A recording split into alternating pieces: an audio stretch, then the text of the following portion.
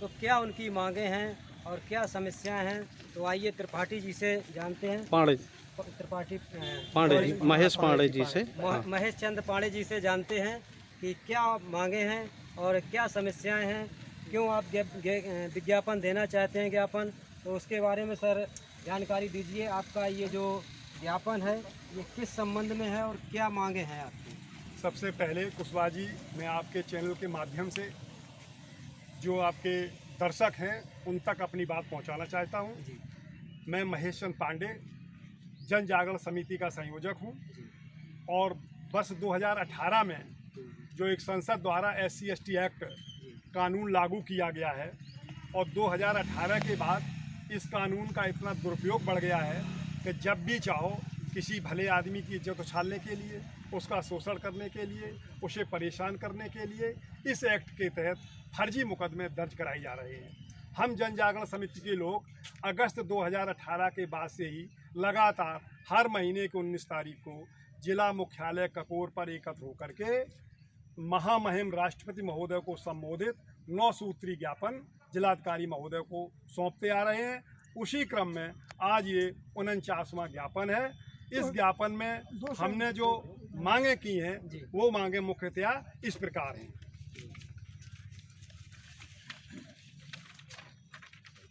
हमारी पहली मांग ये है कि ये SC/ST एक्ट 1989 में बनाया गया था।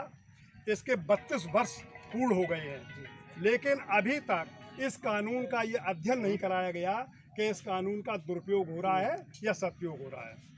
दूसरी मांग हमारी ये है कि हर 10 वर्ष बाद एक आयोग इसके लिए गठित होना चाहिए कि आखिर इस कानून के बनाने से क्या लाभ हुआ है।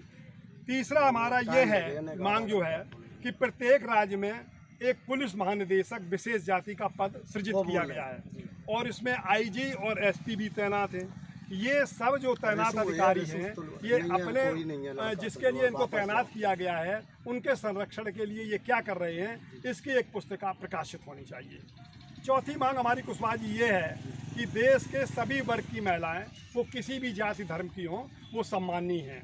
लेकिन SC/ST एक्ट के तहत अगर SC/ST वर्ग की महिला के साथ कोई घटना घटती है तो उसको मुआवजा मिलता है, जबकि अन्य वर्ग और जाति धर्म की किसी भी महिला के साथ कोई अगर घटना घटती है तो उसको नहीं दिया जाता। हमारी समिति की मांग है कि उनको भी उन्हीं के बराबर सारे लाभ दिए जाएं। पांचवी हमारी ये मांग है कि जैसे हत्या है, मृत्यु है, बलात्संग है, इस तरह की जो घटनाएं घटती हैं वो किसी के साथ भी घटें, किसी भी जाति धर्म के साथ घटें, उनको सभी को एक समान पल्ले में तौल के उनको बराबर अल्पोस दिया जाए। भेदभाव नहीं होना चाहिए। छठवीं मांग हमारी ये है कि जैसे ये SC/ST एक्ट है, कहा गया कि इससे अनुसूचित वर्ग के लोगों का अपमान होता है, ये होता है, तो हमारी मांग ये है कि देश की जो भी जातियाँ हैं वो सभी सम्माननीय हैं। अगर किसी सामाजिक लोक दृष्टि में आने वाले किसी स्थान पर किसी को अपमानित करने के लिए गाली गलौज या शत्रुता या घृणा की बात करना किसी भी वर्ग के साथ की जाए तो उसके साथ भी जो इस तरह की घटनाएं या घृणात्मक माहौल पैदा करता है वो किसी भी जात धर्म का हो, उसके खिलाफ भी उसी तरह की कार्रवाई होनी चाहिए जैसी SC/ST एक्ट के अंतर्गत है।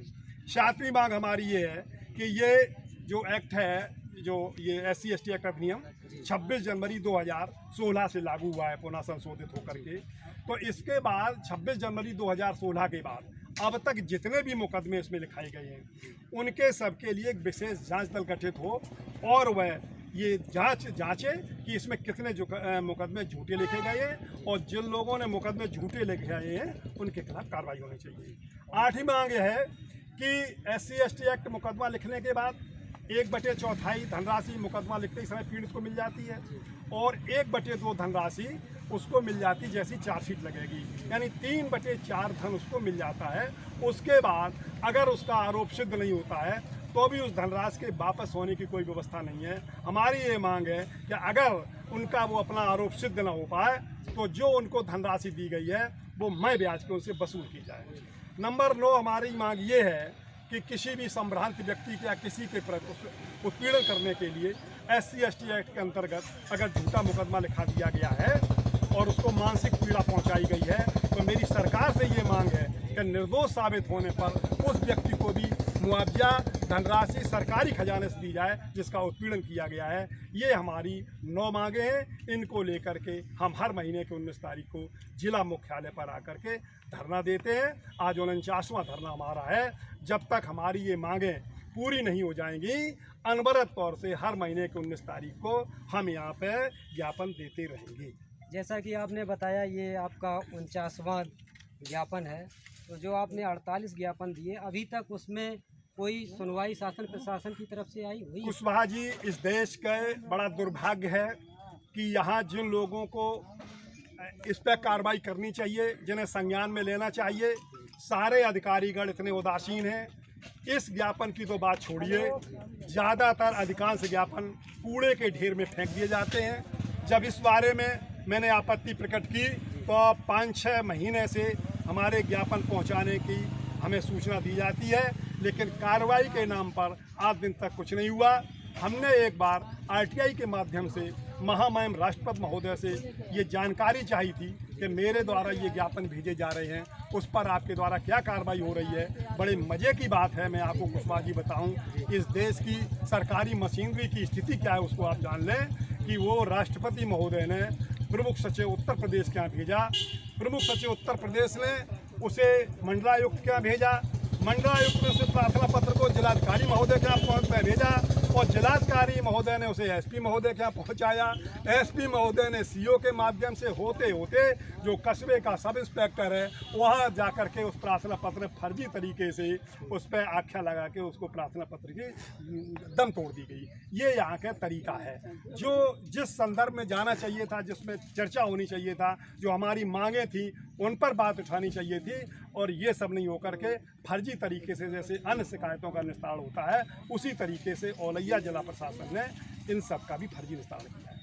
तो जिस तरह से आपके जो ज्ञापन है उनका दुरुपयोग हो रहा है कह लीजिए, तो इससे आप शासन प्रशासन से क्या कहना चाहेंगे? हमारा ये जिलाधिकारी महोदय औरैया के माध्यम से उत्तर प्रदेश सरकार को अपनी बात पहुंचाना चाहते हैं कि जो भी अधिकारी या कर्मचारी, क्योंकि कोई भी सरकार जनता के हितों के लिए काम करती है, जनता के लिए समर्पित होती है, इसीलिए अधिकारियों को बैठाला गया है। ये अपनी कार्यप्रणाली में सुधार लाएं। नहीं, मेरी सरकार से मांग है कि शिकायतों का फर्जी निस्तारण करने वाले, शिकायतों पर संज्ञान न लेने वाले अधिकारियों के खिलाफ जब तक सख्त कार्रवाई नहीं होगी तब तक इसमें सुधार होने वाला नहीं।